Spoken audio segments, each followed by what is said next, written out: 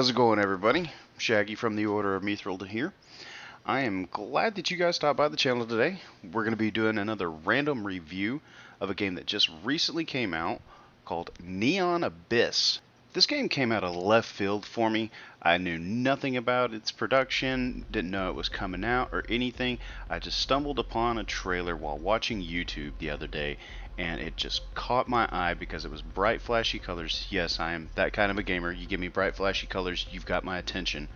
I looked more into it because the trailer that I saw looked really over the top, and so I gave it a try, and I am thoroughly pleased with my time that I've put into it so far. Straight off the top, it is very reminiscent of the old Contra games. It's a side scroller where you shoot in every direction possible, up, down, left, right, all the cardinal directions in between. So the gameplay wasn't too different for me, especially being an older gamer that grew up on like the Nintendo and everything that came before this, like the old blow cartridges and everything. It does have an updated appearance as opposed to the old Contra games. You can obviously tell by the look of it that it is bright colors, it's flashy lights. It's got that more modern feel to it, with obviously the rave aesthetic that you see everywhere with the neon lights and the music that you hear, kind of bumping through the levels as you're killing all the enemies. The early stages of the game have that introductory feel to them. It doesn't get too crazy, it doesn't get too wild. It's there to kind of get you used to the game and its mechanics. The control scheme was a little different for me. I'm used to jump being A, in fact it's left trigger, and I'm used to shooting being right trigger, but it's actually the right joystick. So you get a little bit more control whenever you're actually trying to shoot a target.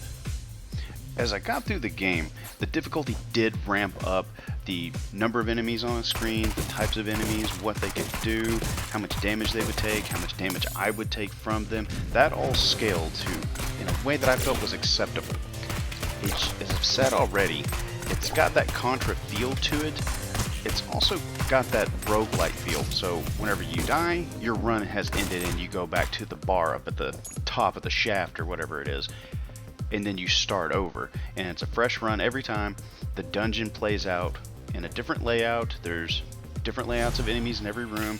You're not going to find the same weapons and upgrades as you go through, so it's got a lot of replayability in that sense.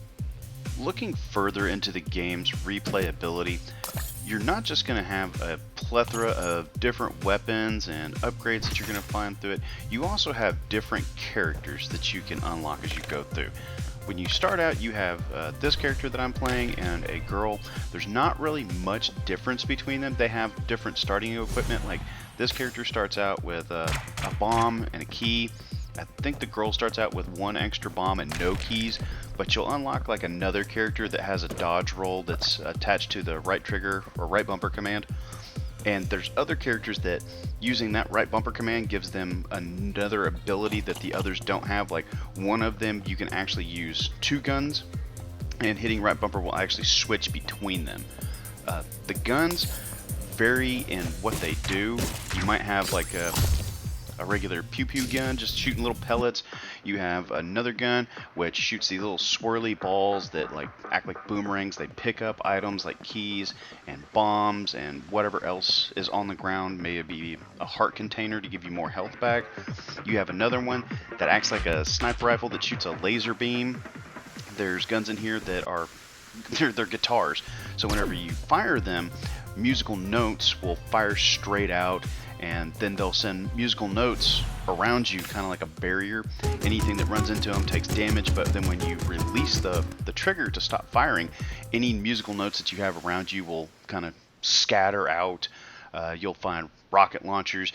You can upgrade these same guns to have other effects, like maybe they'll do poison damage, maybe they'll do fire damage, maybe you'll fire an extra rocket, maybe you'll get an upgrade that allows you to shoot multiple rounds at the same time.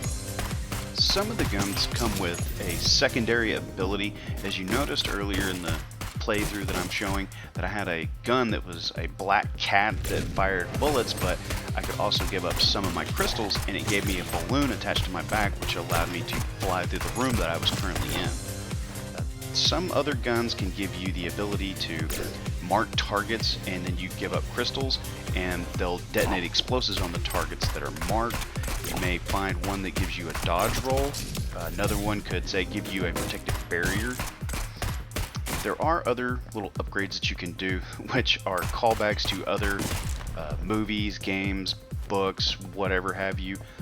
One of the upgrades was a dagger that increased my melee damage to an enemy's back, but it put on the hood from Assassin's Creed, and it had a little item description, and it was the Creed from Assassin's Creed. Another one was I could pick up a towel, and it gave me a helmet that made me look like the robot from the Hitchhiker's Guide to the Galaxy. And there's just little nods to other games and movies all throughout the game, little items that you can pick up. Another thing that gives a little bit of uniqueness to each run are the pets that you can find. They start out as eggs as you're going through the dungeon, and as you're killing enemies, they'll hatch. I don't know exactly if there's any more specifics to how they hatch and what hatches, but you may find like an 8-ball that floats around you and absorbs bullets if it comes into contact with them. You may find a pet that shoots flower bullets, and by that, whenever they shoot a bullet and it impacts an enemy, it blooms out in like 3 or 4 other shots. You may find one that throws bombs. You may find one that freezes enemies. Another little reference that I found a little over the top is there's one called the Grabber, and what it does is it grabs money and it drops extra little items for you, maybe a heart, maybe a bigger currency coin, but if you look at it, it's Donald Trump. The bosses also have their own uniqueness, but they're nods to real world things.